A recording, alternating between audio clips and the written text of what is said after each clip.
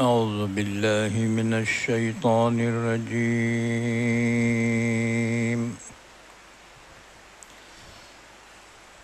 بسم الله الرحمن الرحيم.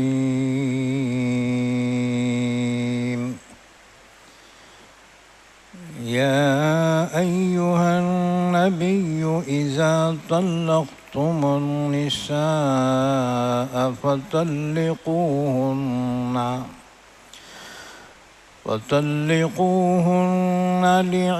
لعدتهن وأحصوا العدة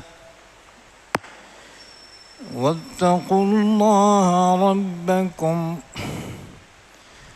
لا تخرجوهن من بيوتهن ولا يخرجن إلا أن يأتين بفاحشة مبينة وتلك حدود الله ومن يتعد حدود الله فقد ظلم نفسه لا تدري لعل الله يحدث بعد ذلك أمرا فإذا بلغن أجلهن فأمسكوهن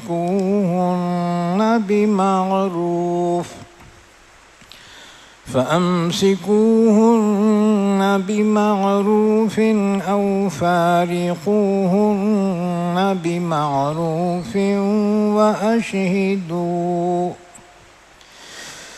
وأشهدوا ذوي عدل منكم وأقيموا الشهادة لله ذلكم يوعظ به من كان يؤمن بالله واليوم الآخر ومن يتق الله يجعل له مخرجا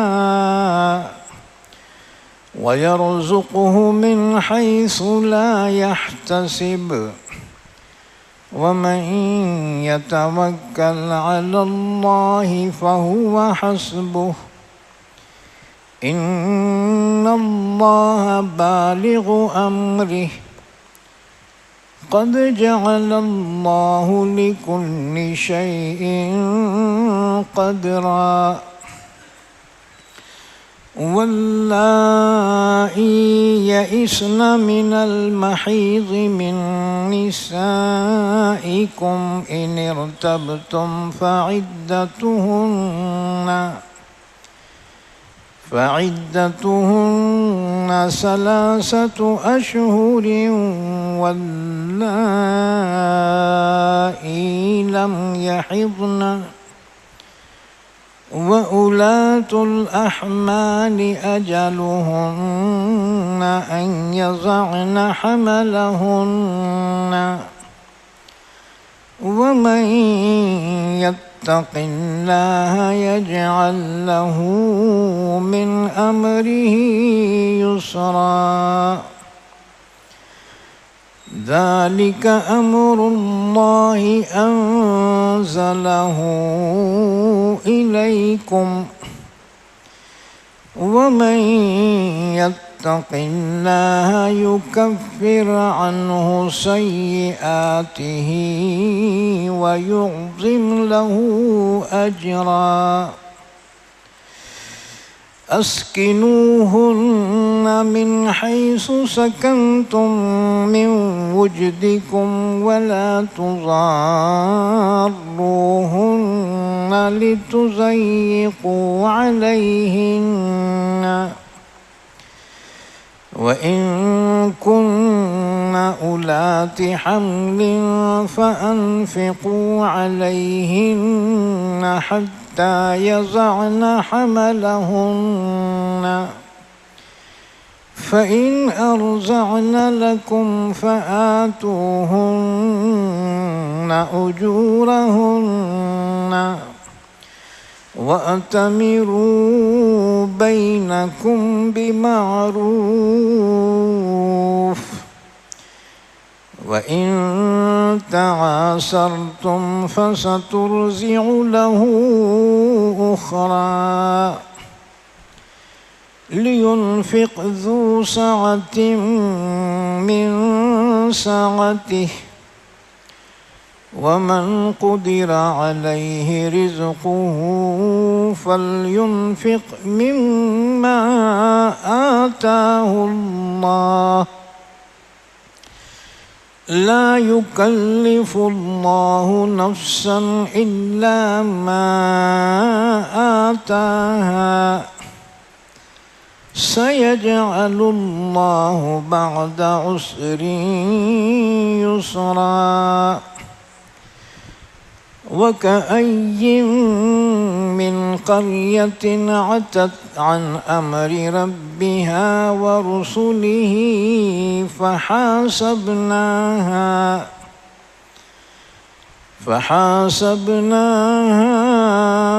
حسابا شديدا وعذبناها عذابا نكرا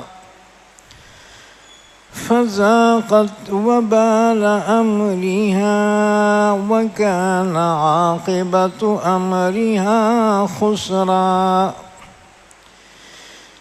أعد الله لهم عذابا شديدا فاتقوا الله يا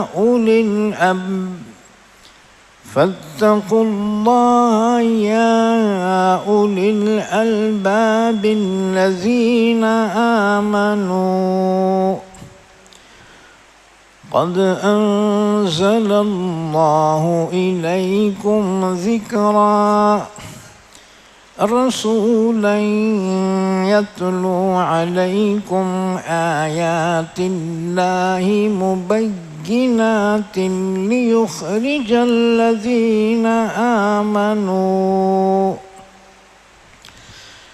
ليخرج الذين آمنوا وعملوا الصالحات من الظلمات إلى النور ومن يؤمن بالله ويعمل صالحا يدخله جنات تجري من تحتها الأنهار خالدين فيها أبدا قد أحسن الله له رزقا الله الذي خلق 7 سماوات ومن الأرض الله الذي خلق 7 سماوات ومن الأرض مثلهن يتنزل الأمر بينهن لتعلموا أن الله على كل شيء قدير وأن الله قد أحاط بكل شيء علما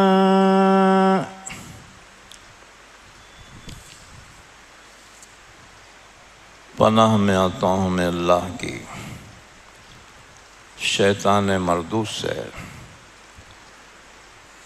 شروع کرتا ہوں میں اللہ کے نام سے جو بڑا مہربان نہایت رحم کرنے والا ہے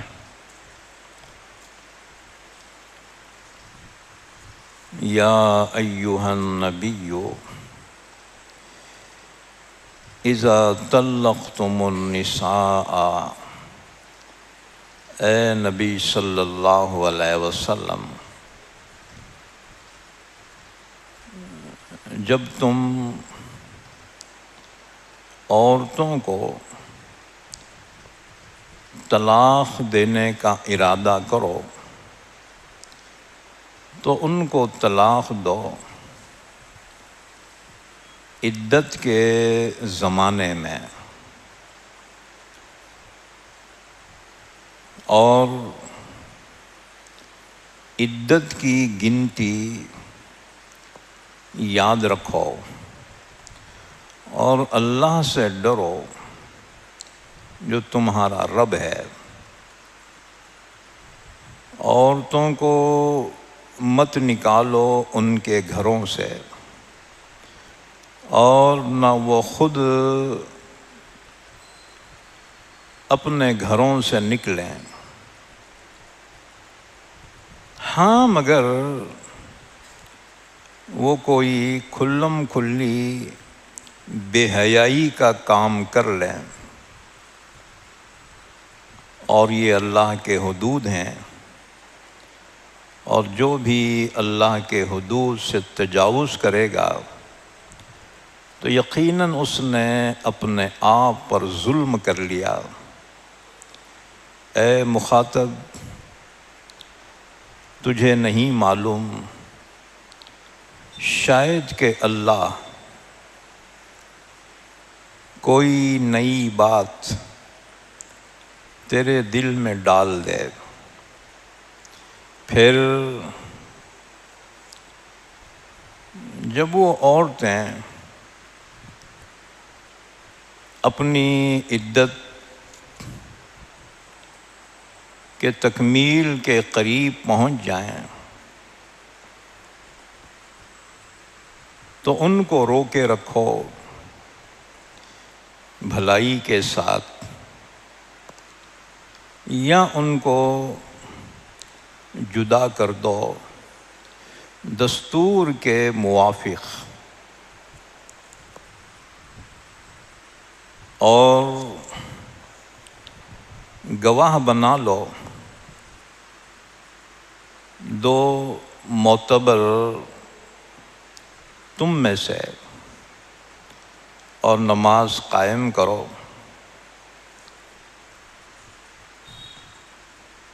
اور قائم کرو گواہی کو اللہ کے لیے۔ اس بات کی نصیحت کی جاتی ہے اس شخص کو جو ایمان رکھتا ہے اللہ پر اور آخرت کے دن پر، اور جو بھی اللہ سے ڈرے تو اللہ اس کے لیے مشکل سے نکلنے کا راستہ پیدا کر دے گا، اور اس کو اس طریقے پر روزی دے گا جس کا وہ گمان بھی نہیں رکھتا۔ اور جو شخص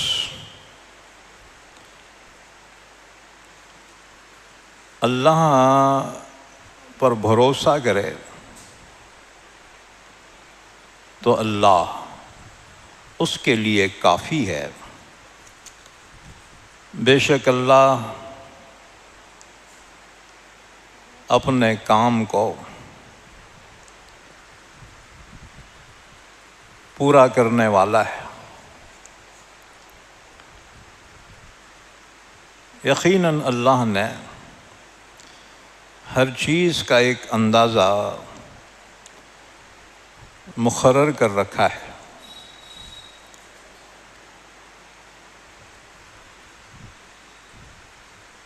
اور وہ عورتیں جو مایوس ہو گئی ہوں حیض سے،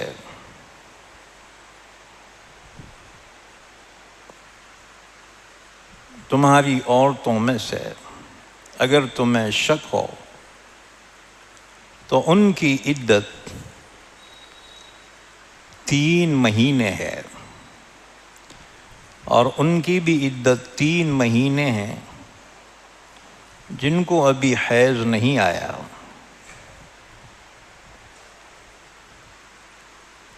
اور حاملہ عورتیں، ان کی عدت یہ ہے کہ جب بچہ پیدا ہو جائے، اور جو بھی اللہ سے ڈرے گا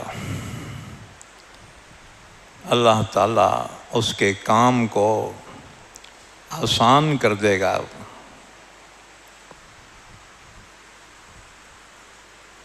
یہ اللہ کا حکم ہے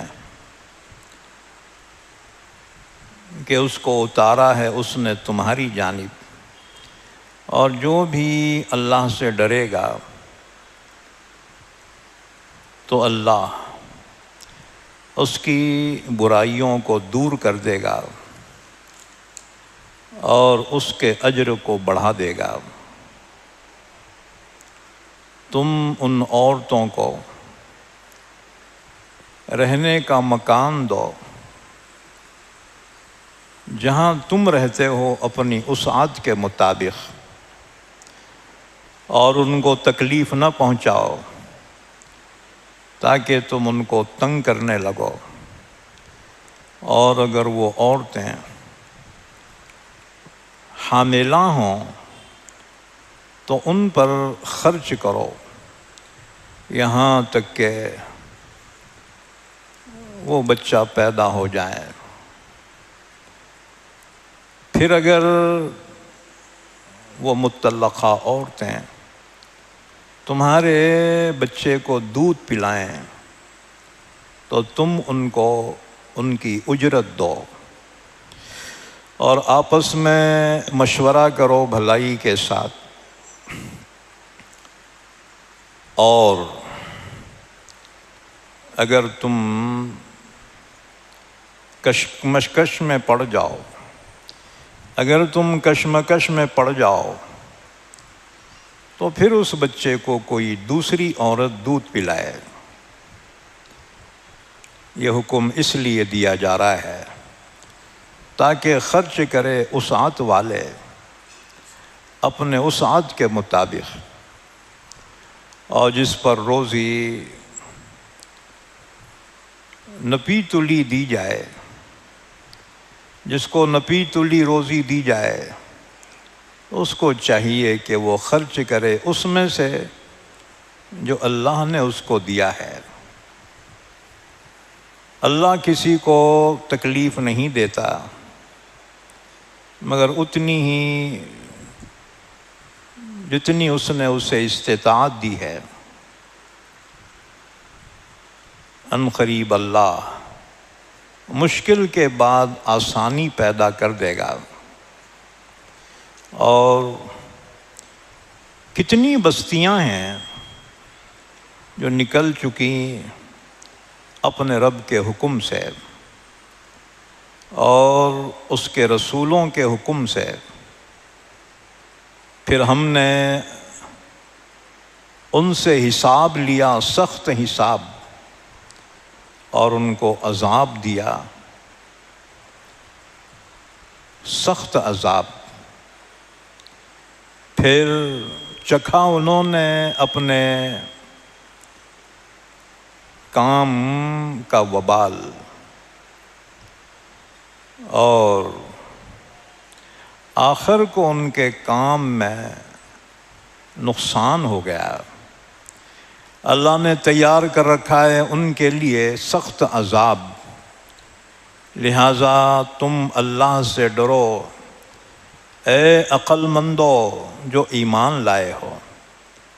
یقیناً اللہ نے نازل کی ہے تمہاری جانب نصیحت، ایک رسول جو تلاوت کرتے ہیں تمہارے سامنے اللہ کی واضح آیتیں، تاکہ وہ نکالے ایمان والوں کو، نیک عمل کرنے والوں کو اندھیریوں سے روشنی کی طرف، اور جو بھی ایمان رکھے گا اللہ پر اور نیک عمل کرے گا تو اللہ اس کو داخل کرے گا ایسی جنتوں میں جن کے نیچے نہریں جاری ہیں، ہمیشہ رہیں گے، ہمیشہ رہیں گے وہ ان میں۔ یقیناً اللہ نے انہیں بہترین رزق عطا فرمایا ہے۔ اللہ وہی ہے جس نے پیدا کیے 7 آسمان اور زمینیں بھی انہی کی طرح، یعنی 7 زمینیں نازل کرتا ہے حکم ان کے درمیان، تاکہ تم جان لو کہ اللہ ہر چیز پر قادر ہے، اور یہ کہ اللہ نے احاطہ کر رکھا ہے ہر چیز کا علم میں۔ یہ سورہ طلاق ہے، پارہ نمبر 28۔ سورہ طلاق مدینے میں نازل ہوئی۔ اس میں 2 رکوع ہیں اور 12 آیتیں ہیں۔ اس کو چھوٹی سورہ نساء بھی کہا جاتا ہے۔ سورہ نساء میں خصوصاً عورتوں کے مسائل اور احکامات بیان کیے گئے، اور اس صورت میں بھی خاص طور سے عورتوں سے متعلق احکامات بیان کیے گئے ہیں، خصوصاً نکاح اور طلاق اور عدت کے متعلق۔ چنانچہ اللہ نے فرمایا، یا ایھا النبی، اے نبی صلی اللہ علیہ وسلم، اذا طلقتم النساء فطلقوہن لعدتہن۔ اس صورت میں کئی احکامات بیان کیے گئے۔ پہلا حکم بیان کیا جا رہا ہے، اور پہلا حکم بیان کرنے سے پہلے ایک بات سمجھ لو، جتنے آسمانی مذاہب ہیں، ہر مذہب میں طلاق، نکاح کے ضرور احکامات ہیں، چاہے مسلمان ہو۔ شریعت اسلام میں بھی نکاح کے احکامات بیان کیے گئے اور طلاق کے احکامات بھی بیان کیے گئے۔ اسی طرح سے یہودیوں میں، عیسائیوں میں نکاح اور طلاق کے قانون بیان کیے گئے۔ اسی طرح سے ہندو مذہب میں، ہندو قوم ہے، مذہب نہیں ہے، مذہب ہے سناتن دھرم۔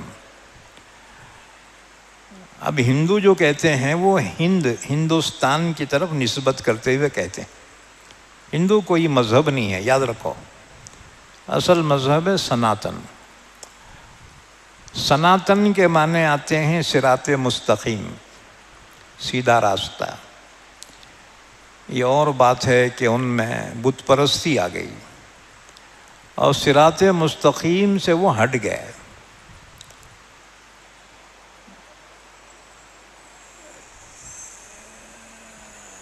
بہرحال ان میں بھی نکاح کا تصور ہے، نکاح کو ایک پاکیزہ بندھن وہ بھی مانتے ہیں۔ نکاح عربی لفظ ہے، اسی کو فارسی میں شادی کہتے ہیں، اردو میں بیاہ، مراٹھی میں ویواہ، سب کا مطلب ہے، انگلش میں میرج۔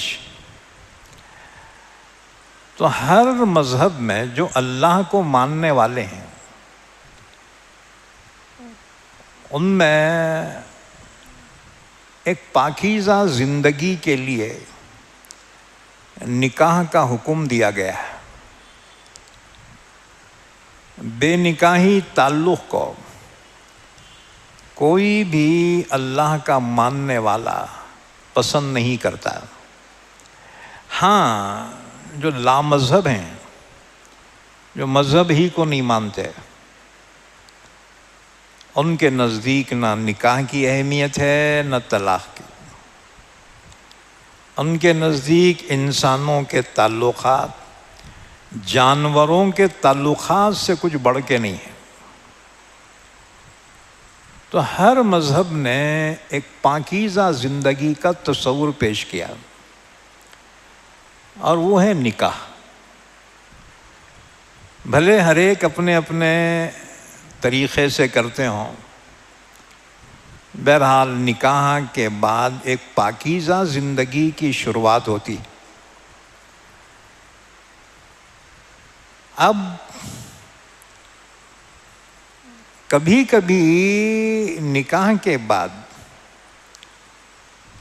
زندگی گزارنا مشکل ہو جاتا ہے،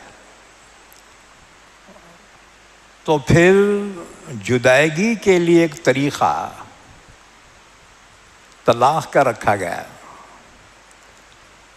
اچھا، حکومت ہند کے دستور کے میں بھی نکاح کا قانون ہے اور طلاق کا بھی قانون ہے۔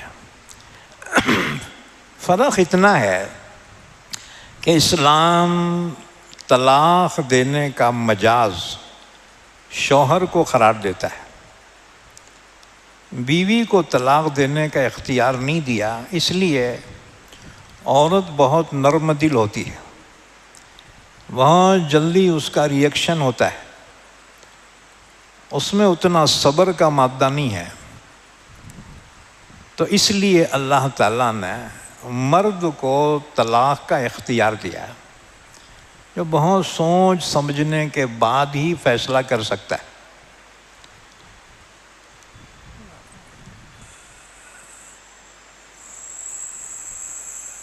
تو یہ طلاق زحمت بھی ہے اور رحمت بھی ہے۔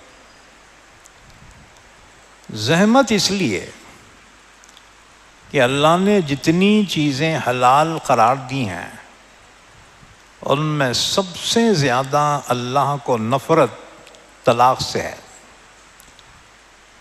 اللہ تعالیٰ طلاق کو ناپسند فرماتا ہے، لیکن بہرحال طلاق واقع ہوگی۔ اسی وجہ سے کچھ حدیثیں اس سلسلے میں سن لو۔ حضرت عبداللہ ابن عمر رضی اللہ تعالیٰ عنہ فرماتے ہیں، رسول اللہ صلی اللہ علیہ وسلم نے فرمایا، حلال چیزوں میں سب سے زیادہ مبغوض، ناپسندیدہ اللہ کے نزدیک طلاق ہے، کیونکہ طلاق کی وجہ سے اس کا ریئیکشن اولاد پہ ہوتا ہے۔ کیونکہ طلاق کے بعد مردوں کو دوسری عورت مل جائیں گی، عورت کو دوسرا مرد مل جائیں گا، لیکن بچوں کو ماں باپ نہیں ملیں گے۔ تو اللہ تعالیٰ کے نزدیک طلاق جائز اور حلال ہے لیکن ناپسندیدہ ہے۔ حدیث نمبر 2، حضرت علی کرم اللہ وجہہ کی روایت ہے۔ رسول اللہ صلی اللہ علیہ وسلم نے فرمایا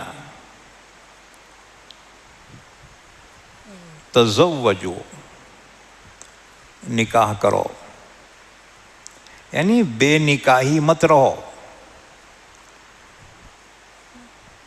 ولا تطلقو، اور طلاق مت دو۔ نکاح کرنے کے بعد پیار محبت سے زندگی گزارو، ایک دوسرے کو معاف کرو، ایک دوسرے کے باتوں پہ صبر کرو، کیونکہ مرد ہو یا عورت ہو فرشتے نہیں ہیں، انسان ہیں، غلطی انسان سے ہوتی ہے، انسان خطا اور بھول کا پتلا ہے۔ ایک دوسرے کو معاف کر دو، ایک دوسرے کے ساتھ حسن سلوک اختیار کرو۔ گھروں میں جو میاں بیوی میں جھگڑے ہوتے ہیں نا، اس کی سب سے بڑی وجہ انانیت ہے۔ ہر انسان یہ چاہتا ہے میری چلے، مرد کی خواہش یہ ہے میں جو بولے سو انہیں سننا، ہر عورت کی خواہش ہے میں جو بولی تو میرے شوہر اس کو سننا۔ یاد رکھو، دونوں ایک دوسرے کی سن لیے تو جھگڑا ہی نہیں ہوتا۔ اسی طرح سے دوسری وجہ بے صبری ہے، اور بے صبری کا ریئیکشن طلاق تک پہنچتا ہے کہ انسان کو صبر نہیں ہوتا، کھانے میں تھوڑی دیر ہو گئی بس یہ ٹینشن لے لیا نہ۔ اچھا، شوہر اگر کوئی چیز فرمائش کی نہیں لایا، عورت سے صبر نہیں ہوتا، اب اس کو تانا دیں گی نہ، تھوڑا صبر کر لو۔ یاد رکھو، مالداری کیا ہے؟ کفایت شعاری ہی مالداری ہے۔ مالدار پیسے والوں کو نہیں بولتا ہے، کفایت شعار کو مالدار کہتے ہیں۔ جتنی چادر ہے اتنے ہی پیر پھیلانے والا وہ مالدار ہے، وہ غنی ہے وہ۔ ہاں جی،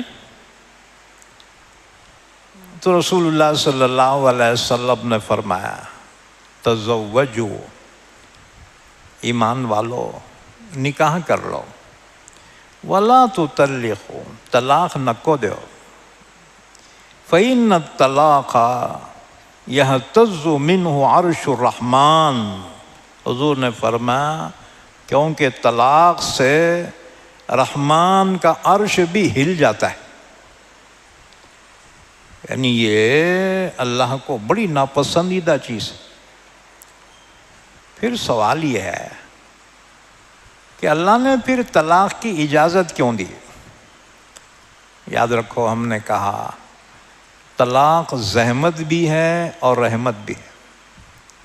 زحمت اس معنی کر کے اس کی وجہ سے دو خاندانوں پہ بڑا ریئیکشن ہوتا ہے، فتنہ فساد مچ جاتا ہے، کورٹ کچہریاں، ہاں جی، پولیس دربار، ہراسمنٹ، ایک دوسرے کی عزت کو اچھالنا، ایک دوسرے کو ذلیل کرنا، یہ جذبات جو حیوانیت کے ہیں یہ انسانوں میں آ جاتی، ایک دوسرے کے خون کے پیاسے ہو جاتے ہیں، جان کے دشمن ہو جاتے ہیں۔ اس لیے طلاق زحمت اور رحمت۔ تم بولیں گے طلاق رحمت کیسے ہوتی ہے مول صاحب؟ اس کی مثال بیان کروں۔ اگر نکاح ہو گیا اور جی، اور لڑکا نامرد نکلا، اب کیا کرو گے؟ ہاں جی، نکاح ہوا اور لڑکا نامرد نکلا، کیا وہ عورت محض نکاح کی وجہ سے زندگی کو اپنے عذاب میں ڈال دے؟ نہ، اسلام نے کہا طلاق دے کر چھٹکارا حاصل ہو کر لے۔ یہ بات سمجھ میں؟ ہاں، تو کبھی یہ طلاق رحمت بھی ہوتی۔ اسی طرح سے اگر شوہر ظالم ہے، روز اٹھ کے مار رہا اس کو، ہاں جی، کب تک صبر کریں گی ایک عورت؟ لہذا ایسے موقع پر اس ظالم سے جان چھڑانے کے لیے طلاق رحمت ہے۔ یہ بات سمجھ میں؟ قوموں کو صرف ایک پہلو نظر آتا ہے کہ مسلمانہ بہت طلاق دیتے ہیں۔ یاد رکھو، اگر آپ اعداد و شمار دیکھیں تو مسلمانوں سے زیادہ غیروں میں طلاق چل رہی ہے۔ ہاں جی، ہم آہ بھی کرتے ہیں تو ہو جاتے ہیں بدنام، وہ قتل بھی کرتے ہیں تو چرچا نہیں ہوتا۔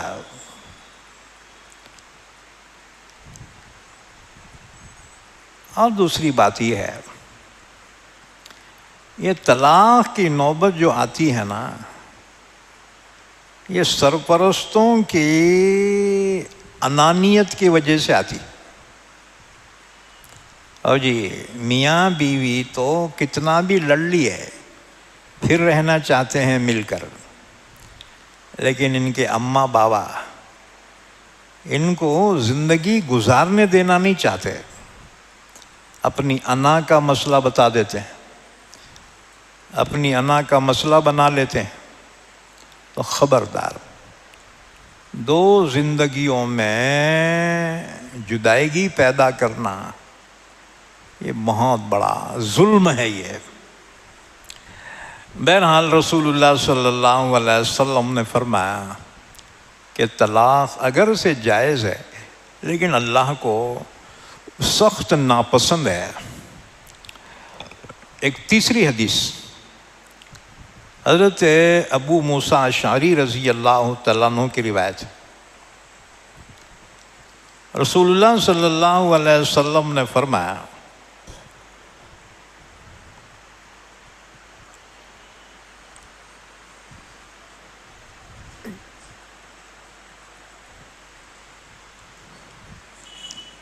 عورتوں کو طلاق نہ دو بغیر کسی بدکاری کے۔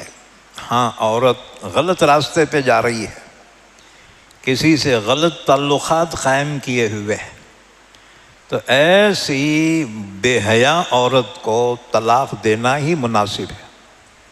تو حضور نے فرمایا اس کے بغیر طلاق مت دو۔ معمولی باتوں پہ کھانا پکانے نہیں آتا، کھانا پکانا عورت کے ذمہ نہیں ہے، نوکرانی رکھ لو۔ یہ بات سمجھ میں؟ ہم سمجھتے ہیں عورت کھانا بھی پکانا، کپڑے بھی دھونا، نہ، شریعت اسلام میں عورت کے لیے کوئی لازم نہیں ہے۔ یہ بات سمجھ میں؟ ہاں، وہ اگر یہ کام کر رہی ہے اس کا احسان شوہر پہ ہے، تو محض اس کی وجہ سے طلاقیں ہو جاتی ہیں۔ تو رسول اللہ صلی اللہ علیہ وسلم نے فرمایا عورتوں کو طلاق نہ دو بغیر کسی بدکاری کے، کیونکہ اللہ تعالیٰ ان مردوں کو پسند نہیں کرتا جو صرف ذائقہ چکھنے والے ہیں، اور ان عورتوں کو پسند نہیں کرتا جو صرف ذائقہ چکھنے والے ہیں۔ حدیث نمبر 4 دارقطنی کی یہ حدیث ہے۔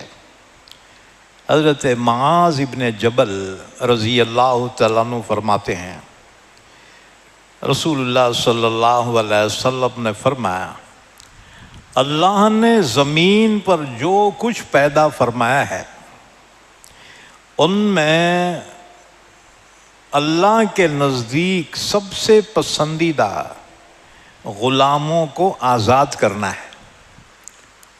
اللہ غلاموں کو آزاد کرنے کو پسند فرماتا ہے، اور جتنی چیزیں زمین پر پیدا کی ہیں ان سب میں سب سے زیادہ ناپسندیدہ طلاق ہے۔ اس لیے ایمان والو، بات بات میں طلاق نہ دیا کرو۔ تو یہاں سورہ طلاق میں احکامات بیان کیے جا رہے ہیں۔ اللہ نے فرمایا یا ایھا النبی، اے نبی صلی اللہ علیہ وسلم۔ دیکھو یہاں خطاب نبی سے ہے، لیکن نبی کے وسیلے سے امت کو خطاب ہے۔ قرآن میں جہاں بھی یا ایھا النبی سے خطاب آیا ہے تو اس میں نبی کے ساتھ ساتھ امت کو بھی خطاب ہے، اور جہاں قرآن میں یا ایھا الرسول سے خطاب آیا ہے تو وہاں اسپیشل رسول ہی سے خطاب ہے، امت اس میں شامل نہیں ہے۔ فرق سمجھ میں آیا نہیں آیا؟ قرآن کریم میں جہاں بھی یا ایھا النبی سے خطاب آیا ہے تو اس میں نبی اور نبی کے طفیل میں امت بھی شامل ہے، امت کو بھی وہ حکم ہے۔ اور جہاں قرآن میں یا ایھا الرسول سے خطاب آیا ہے وہاں اسپیشل اللہ کے رسول ہی سے خطاب ہے، امت سے اس کا کوئی تعلق نہیں۔ تو گویا یہاں پر نبی سے بھی خطاب ہے اور نبی کے واسطے سے امت کو بھی خطاب ہے۔ کیا خطاب ہے؟ پہلا حکم اذا طلقتم النساء فطلقوهن لعدتهن، پہلا حکم بیان کیا جا رہا ہے کہ نبی صلی اللہ علیہ وسلم جب تم عورتوں کو طلاق دینے کا ارادہ کرو تو ان کو طلاق دو ان کے عدت کے زمانے میں۔ کیا مطلب؟ دیکھو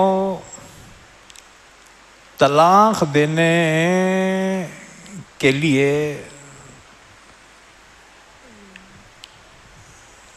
سب سے بہترین وقت وہ ہے جب عورت پاکی کی حالت میں ہے۔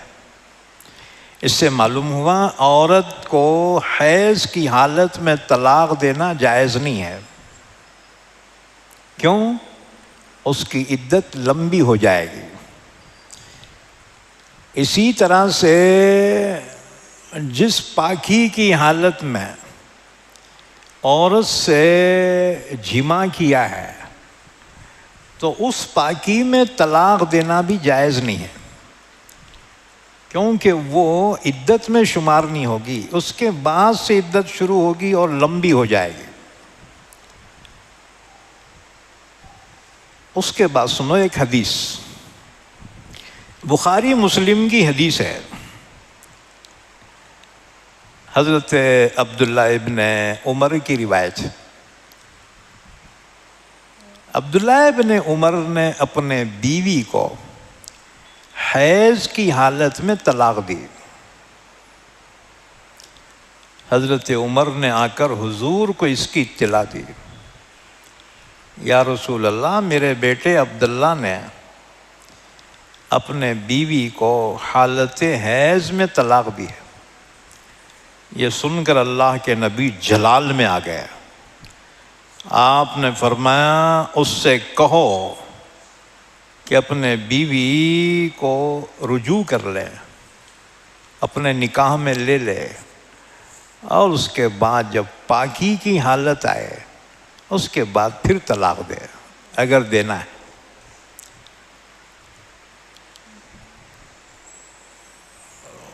چنانچہ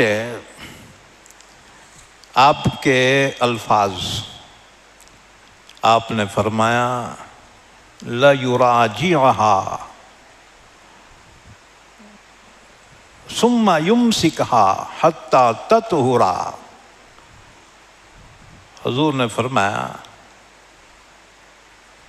عبداللہ کو چاہیے کہ حالت حیض میں دی ہوئی طلاق سے رجوع کر لے۔ یہ اس وقت ہے جب ایک طلاق دی ہو تو عدت کے اندر واپس لوٹا سکتا ہے، اور اگر 2 دی ہے طلاق رجعی تو عدت کے اندر واپس لوٹا سکتا ہے۔ طلاق رجعی بولے تو طلاق کے لفظ کے ساتھ طلاق دینا، اس میں عدت کے درمیان واپس لینے کا اختیار ہے۔ اور اگر صاف الفاظ میں نہیں بولا بلکہ یوں بولا جا تیری ماں کے گھر کو، دوبارہ یہاں آنا نہیں، اس سے پوچھا جائے گا تیری نیت کیا تھی۔ اگر طلاق کی نیت سے کہا تو طلاق بائن پڑ جائے گی، اب عدت میں اسے واپس نہیں لے سکتا۔ اگر 1 یا 2 مرتبہ کہا ہے تو پھر اس سے دوبارہ نکاح کرنا پڑے گا، اور اگر 3 طلاق دے دیا تو 3 طلاق کے بعد پھر واپس لوٹا نہیں سکتا۔ سورہ بقرہ میں ہم نے تفصیلات بیان کر دی ہے۔ تمام ائمہ کے نزدیک 3 طلاقیں ایک وقت میں دینے کے بعد واقع ہو جائے گی، لیکن اہل حدیث اور شیعوں کے نزدیک 3 طلاق ایک وقت میں دے تو وہ 3 نہیں ہوتی، لیکن اہل سنت والجماعت کا مسلک یہی ہے۔ امام ابو حنیفہ، امام شافعی، امام مالک، امام احمد ابن حنبل اور تمام اہل سنت والجماعت کا یہی مسلک ہے کہ ایک مجلس میں دی ہوئی 3 طلاقیں 3 واقع ہوں گی، اس کے بعد حلالے کے بغیر وہ اس سے نکاح درست نہیں ہوگا۔ تو فرمایا فَطَلِّقُوهُنَّ لِعِدَّتِهِنَّ، اگر دینا ہی ہے تو پاکی کی حالت میں دے۔ وَاحْصُلْ عِدَّةً، اور عدت کو شمار کرو۔ کیا مطلب؟ عدت جو ہوں گی، عدت کہتے ہیں اس مدت کو جو طلاق کے بعد عورت گزارتی ہے، یا شوہر کے انتقال کے بعد عورت جو گزارتی ہے، ان دنوں کو عدت کہتے ہیں۔ عدت کی تفصیلات یہ ہیں، اگر کسی عورت کو طلاق دی گئی تو پھر یہ دیکھا جائے گا کہ وہ عورت اگر اس کو حیض آتا ہے تو 3 حیض اس کی عدت ہے۔ طلاق دی ہے پاکی کی حالت میں، اس کے بعد حیض آیا، پھر پاکی آئی، پھر حیض آیا، پھر پاکی آئی، پھر حیض آیا، اس کے بعد پاکی آئے گی، عدت مکمل ہو جائے گی۔ یہ اس وجہ سے تاکہ معلوم ہو کہ اس کے پیٹ میں بچہ ہے یا نہیں، یہ کلیئر کرنے کے لیے عدت رکھی گئی۔ اچھا، اور اگر نابالغ بچی کا نکاح ہوا تھا اور اسے طلاق ہو گئی تو اس کی عدت کیا ہے؟ اس کی عدت 3 مہینے ہے۔ اچھا، اور اگر بوڑھی عورت کو طلاق دی گئی، جسے حیض آنا بند ہو گیا، اس کی عدت بھی 3 مہینے ہے۔ اچھا، اور جس کو طلاق دی گئی وہ اگر حاملہ ہے تو اس کی عدت بچہ پیدا ہونے تک ہے، چاہے جتنے مدت کے بعد بھی بچہ ہو جائے، بچہ پیدا ہوتی ہی اس کی عدت ختم ہو جائے گی۔ اس کے بعد چاہے وہ دوسرا نکاح کرنا چاہے تو اسے اختیار۔ اسی طرح سے اگر کسی عورت کے شوہر کا انتقال ہو جائے تو اس کی عدت کیا ہے؟ اگر وہ حاملہ ہے تو اس کی عدت بچہ پیدا ہونا ہے، اور اگر حاملہ نہیں ہے تو اس کی عدت 4 مہینے 10 دن ہے۔ تو اللہ نے بیان فرمایا وَحْصُلْ عِدَّةَ، دوسرا حکم کہ عدت کو گنتے رہو۔ عدت سرکاری مہینے سے نہیں پکڑی جائے گی، چاند کے مہینے کے حساب سے، کیونکہ چاند کے مہینے چھوٹے ہوتے ہیں اور سرکاری مہینے بڑے ہوتے ہیں۔ وَاتَّقُوا اللَّهَ رَبَّكُمْ، اللہ سے ڈرو جو تمہارا رب ہے۔ یعنی غلطی کس کی ہے؟ اللہ جانتا ہے، جس کی غلطی ہوئی ہے اسے سزا ملے گی۔ ظلم کبھی مرد کا عورت پہ ہوتا ہے، کبھی عورت کا ظلم مرد پہ ہوتا ہے، اور ہر ایک کہتے ہیں میں نے ظلم نہیں کیا۔ اللہ نے فرمایا اللہ سے ڈرو، اللہ جانتا ہے تم میں سے کون خطا کار۔ وَاتَّقُوا اللَّهَ رَبَّكُمْ، اللہ سے ڈرو جو تمہارا رب ہے۔ ایک تیسرا مسئلہ بیان کیا جا رہا ہے، لَا تُخْرِجُوهُنَّ مِن بُيُوتِهِنَّ، عورت کو طلاق ہو گئی یا شوہر کا انتقال ہو گیا تو عدت کہاں گزارے؟ جس گھر میں رہتی ہو اسی گھر میں عدت گزارے، اور عدت گزرنے تک اپنے گھر سے نہ نکلے، اور گھر کے لوگ بھی اس کو باہر نہیں نکال سکتے۔ لا تخرجوہن من بیوتہن، عورتوں کو مت نکالو ان کے گھروں سے، عدت گزرنے دو، اس کے بعد پھر وہ جا سکتی۔ ولا یخرجن، خود عورتیں بھی عدت کی حالت میں گھر سے باہر نہ نکلے۔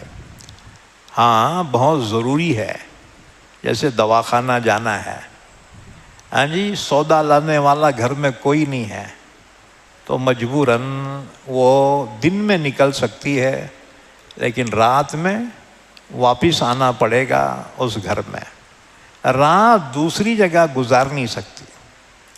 ہاں جی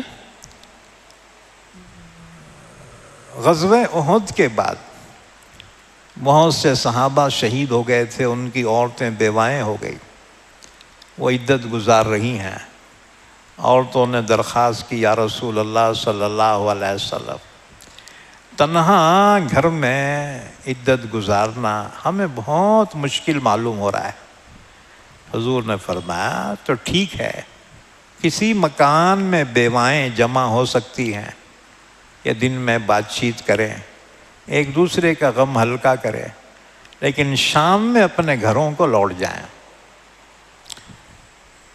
إِلَّا أَن يَأْتِينَا بِفَاحِشَةٍ مُبَيِّنَةٍ، ہاں اگر عورت بدزبان ہے اور وہ گھر میں روز اٹھ کے لڑائیاں کر رہی تو اللہ نے فرمایا پھر اجازت ہے اس کو اس کے میکے بھیج دو، وہاں عدت گزارے۔ یا کوئی بے حیائی کا کام کرے تو پھر اس عورت کو گھر سے نکالنا درست ہے، ورنہ عدت اسی گھر میں گزارے گی جہاں طلاق ہوئی ہے، عدت وہیں پہ گزارے گی جہاں شوہر کا انتقال ہوا ہے۔ وَتِلْكَ حُدُودُ اللَّهِ، یہ اللہ کے احکامات ہیں۔ وَمَن يَتَعَدَّ حُدُودَ اللَّهِ فَقَدْ ظَلَمَ نَفْسَهُ، جو اللہ کی حدود کو نہ مانے اس نے اپنا ہی نقصان کر لیا۔ لا تدری لعل اللہ یحدث بعد ذلك امرا، اے مخاطب تجھے نہیں معلوم، ہو سکتا ہے اللہ تعالیٰ اس طلاق کے بعد تیرے دل میں کوئی نئی صورت ڈال دے، اس عورت کو طلاق دینے پر پچھتانے لگے اور پھر رجوع کر لے۔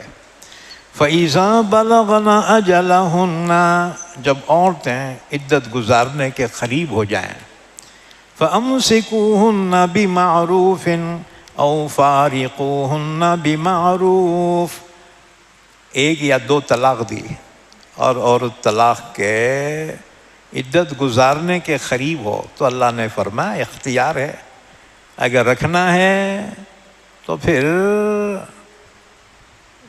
دستور کے مطابق رکھو، اور چھوڑنا ہے تو دستور کے مطابق چھوڑ دو۔ ایسا نہیں ہے کہ نہ رکھ رہے نہ چھوڑ رہے۔ وَأَشْهِدُوا ذَوَيْ عَدْلٍ مِّنْكُمْ، اور جب چھوڑنا ہی ہے تو دو گواہ بنا کے چھوڑ دو، اور اگر رجوع کرنا ہے تو دو گواہ بناؤ، تاکہ بعد میں دونوں میں سے کوئی نہ کوئی بدل نہ سکے۔ دو گواہ مقرر کرو، گواہ بھی معتبر ہو، تم میں سے ہو، مسلمان ہو۔ وَأَقِيمُوا الشَّهَادَةَ لِلَّهِ، اور تم اللہ کے لیے گواہی دو، گواہی پہ قائم رہو۔ رسول اللہ صلی اللہ علیہ وسلم نے حضرت صفیہ رضی اللہ عنہا کو طلاق دی تھی۔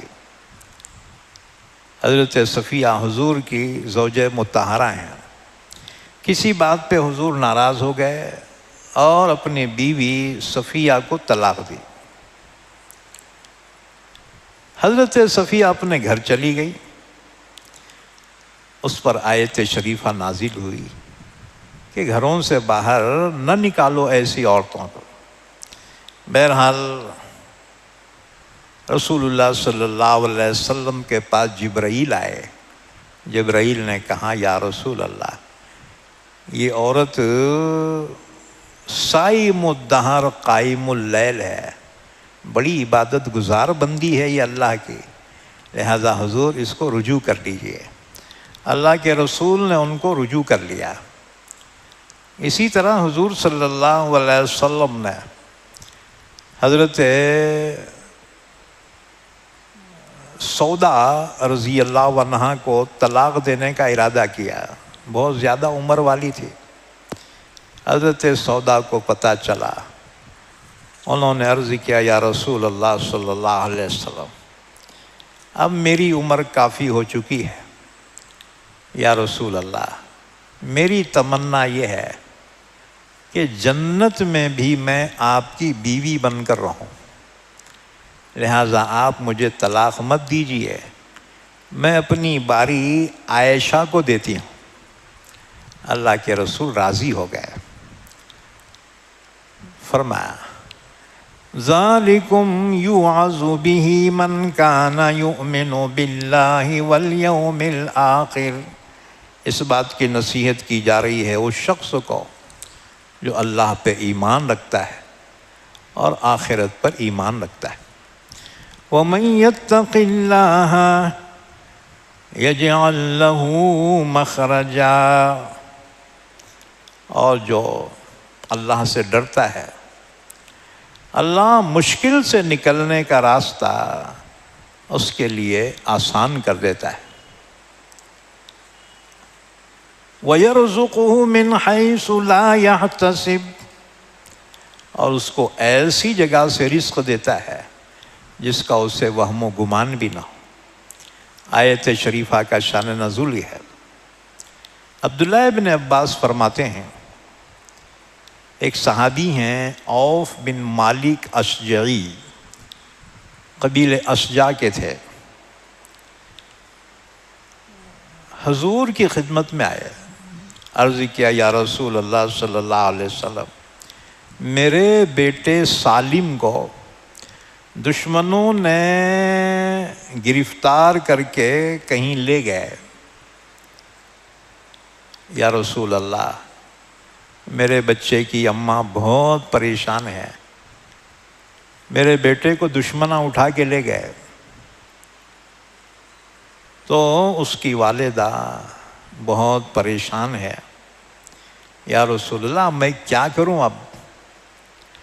اللہ کے رسول نے فرمایا، میں حکم دیتا ہوں تم کو بھی اور تمہارے بچے کی والدہ کو، یعنی تمہاری بیوی کو، کہ لا حول ولا قوت الا باللہ کثرت سے پڑھو۔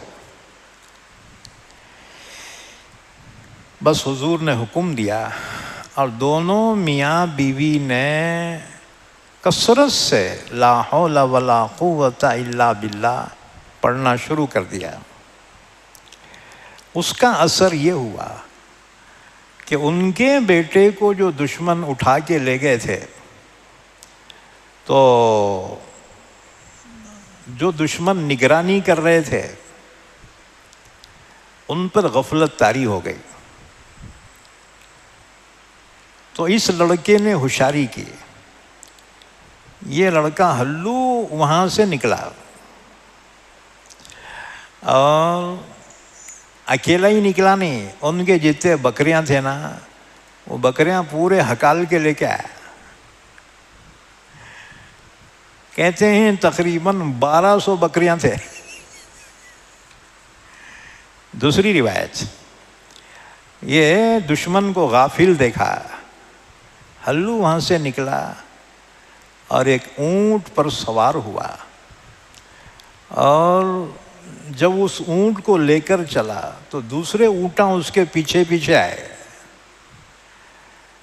یہاں تک کہ خیر خیریت سے اپنے گھر پہنچا۔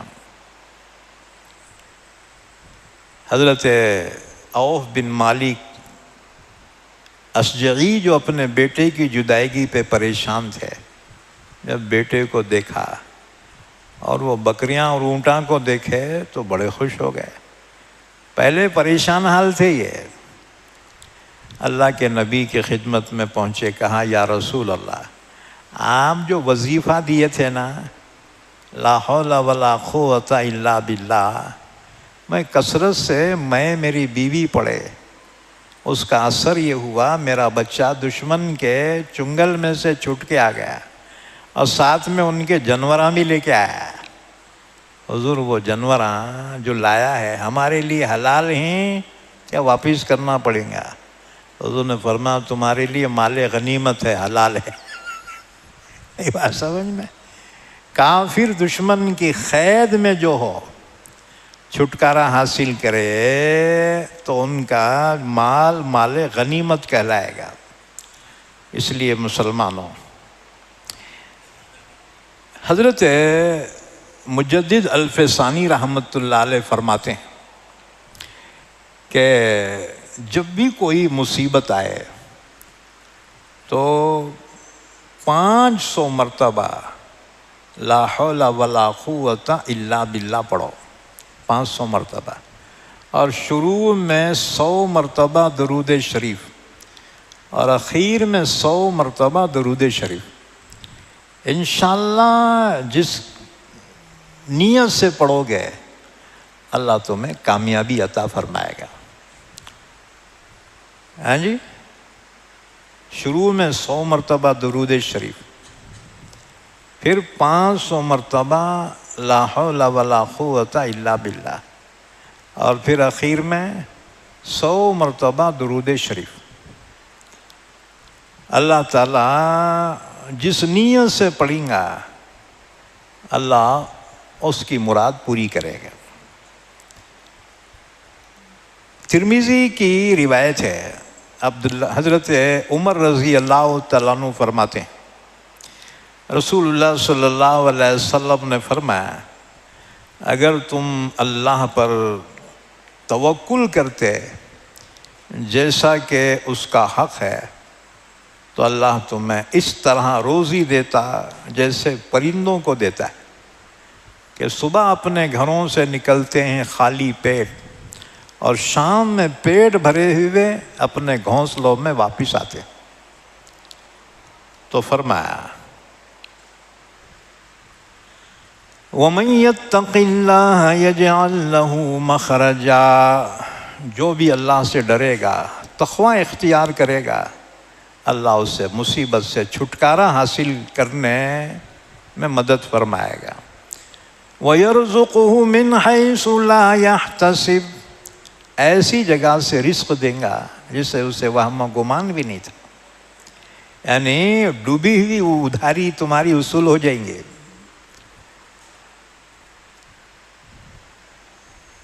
وَمَن يَتَوَكَّلْ عَلَى اللَّهِ فَهُوَ حَسْبُهُ، جو اللہ پہ بھروسہ کرتا ہے اللہ اس کے لیے کافی ہو جاتا ہے. بخاری شریف کی حدیث ہے، حضرت عبداللہ ابن عباس فرماتے ہیں رسول اللہ صلی اللہ علیہ وسلم نے فرمایا میری امت میں سے 70,000 آدمی بغیر حساب کے جنت میں داخل ہوں گے. ان کی صفات یہ ہوں گی کہ وہ اللہ پہ توکل کرنے والے ہوں گے.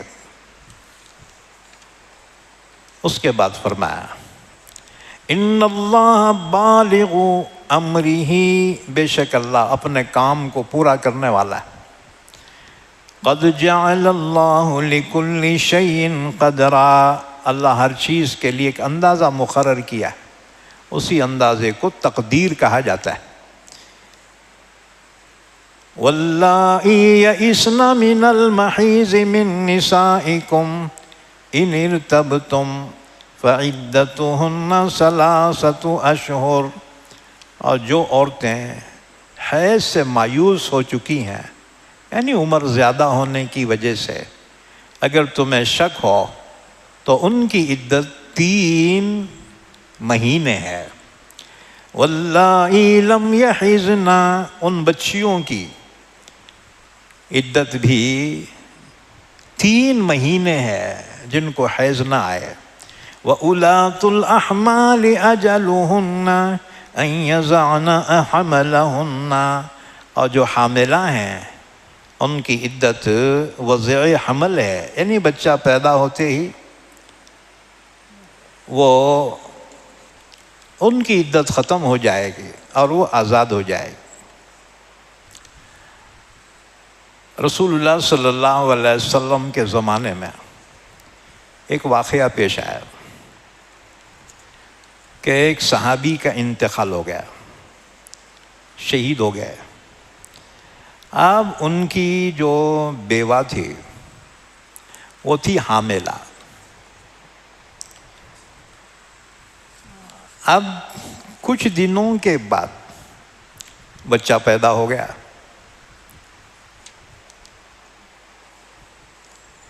ان خاتون کا نام تھا، خیر جب جو ہے بچہ پیدا ہو گیا تو انہوں نے بناؤ سنگار کرنا شروع کیا. اس کے خاندان والوں نے کہا تیرے شوہر کا عنقریب انتقال ہوا اور تو اتنے جلدی بناؤ سنوار کر رہی. اس نے کہا کہ جی میری عدت پوری ہو گئی.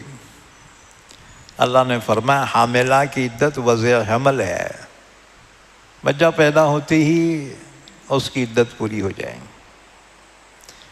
خاندان والوں نے کہا خبردار 4 مہینے 10 دن جب تک پورے نہ ہو تو بناؤ سنگار نہیں کر سکتے. وہ سیدھا چادر ڈالی اللہ کے نبی کی خدمت میں پہنچے. مسئلہ پوچھا یا رسول اللہ صلی اللہ علیہ وسلم میرے شوہر کا انتقال ہو گیا، میں حاملہ تھی اور اس کے بعد میرے بچہ پیدا ہو گیا، یا رسول اللہ کیا اب بھی میرے ذمے عدت ہے؟ حضور نے فرمایا نہ، اب تو آزاد ہے۔ تو حاملہ کی عدت وضع حمل ہے۔ وَمَن يَتَّقِ اللَّهَ يَجْعَل لَّهُ مِنْ أَمْرِهِ يُسْرًا، جو اللہ سے ڈرتا ہے نا، اللہ اس کے کام کو آسان کر دیتا ہے۔ ذَلِكَ أَمْرُ اللَّهِ أَنزَلَهُ إِلَيْكُمْ، یہ اللہ کا حکم ہے جو اللہ تمہاری طرف نازل کیا ہے۔ وَمَن يَتَّقِ اللَّهَ، اور جو اللہ سے ڈرے گا، یکفر عنہ سیئاتہ، اللہ اس کے برائیوں کو دور کر دے گا، اس کے گناہوں کو معاف کر دے گا۔ وَيُعْظِمْ لَهُ أَجْرًا، اس کو بہت بڑا اجر دے گا۔ پھر ایک اور مسئلہ بیان کیا، جن عورتوں کو طلاق دی جائے تو ان کے کھانے کا اور رہنے کا انتظام کرنا ان کے شوہر کے ذمہ لازم ہے۔ اس کو نان نفقہ اور سکنا کہتے ہیں، سکنا، رہنے کے لیے مکان بھی دینا پڑے گا۔ اسکنوہن من حیث سکنتم من وجدکم، ان کو مکان دو جہاں تم رہتے ہو تمہاری حیثیت کے مطابق۔ وَلَا تُضَارُّوهُنَّ لِتُضَيِّقُوا عَلَيْهِنَّ، عورتوں کو تکلیف مت پہنچاؤ، ان کو تنگ نہ کرو، یعنی کھانے کو نہیں دے رہے، پینے کو نہیں دے رہے، رہنے کو نہیں دے رہے۔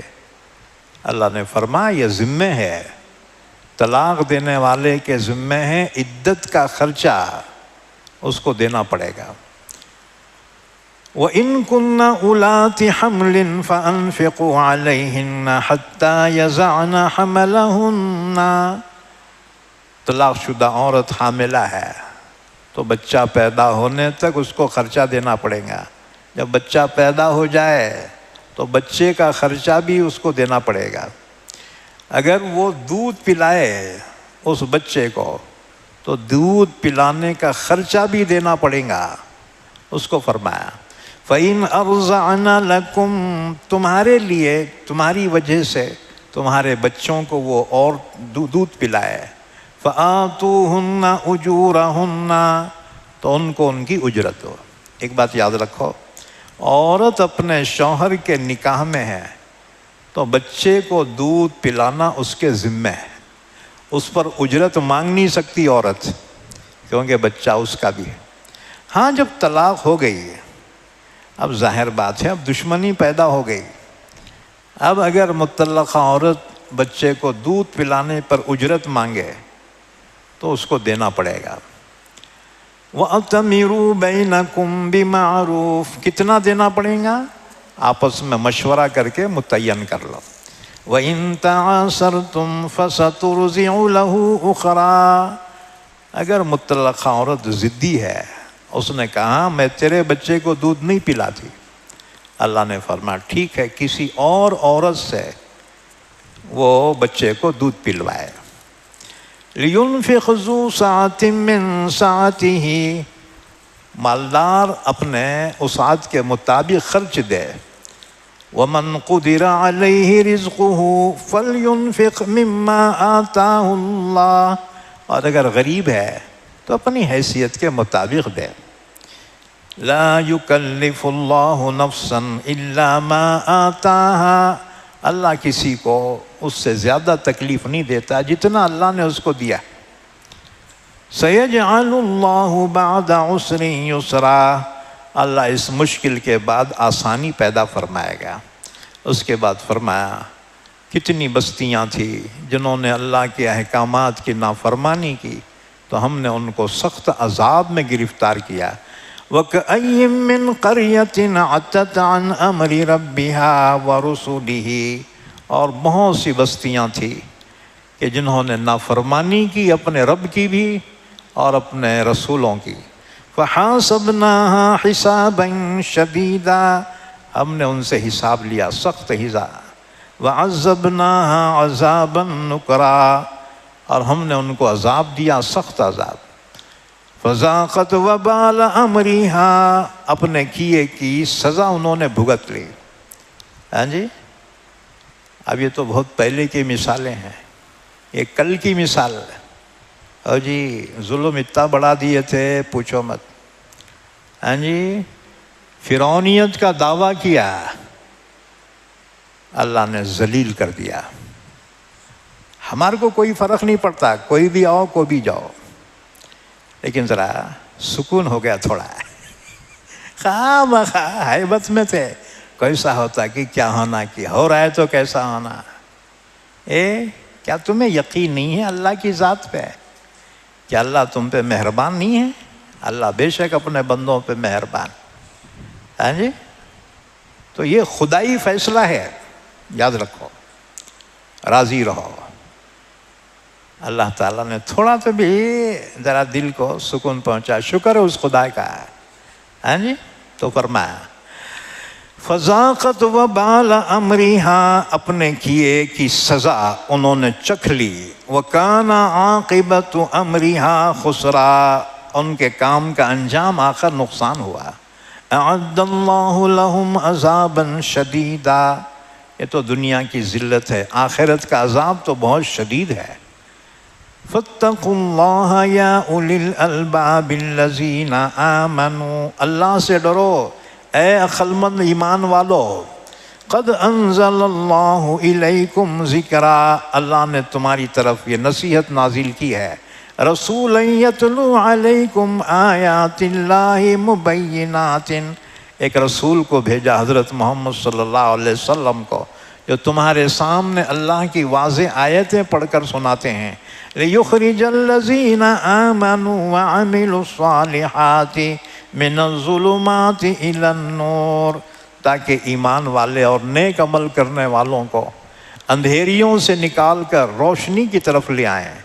وَمَن يُؤْمِن بِاللَّهِ وَيَعْمَلْ صَالِحًا يُدْخِلْهُ جَنَّاتٍ تَجْرِي مِن تَحْتِهَا الْأَنْهَارُ، جو بھی اللہ پہ ایمان رکھے گا اور نیک عمل کرے گا اللہ اسے داخل کریں گا ایسی جنتوں میں جن کے نیچے نہریں جاری ہیں. خالدین فیہا ابدا، وہ جنت میں ہمیشہ ہمیش رہیں گے.